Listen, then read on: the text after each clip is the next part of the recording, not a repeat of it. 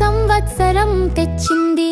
ఉగాది వచ్చింది, మన కొత్త సంవత్సరం తెచ్చింది.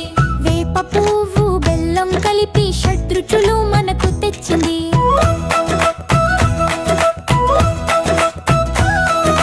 బెల్లం తింటే తీపి, అది మనకు సంతోషం. వేప పువ్వు చేదు, అది కొంచెం బాధ.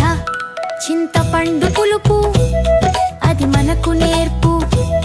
మిరపకాయ కారం, అది కొంచెం కోపం.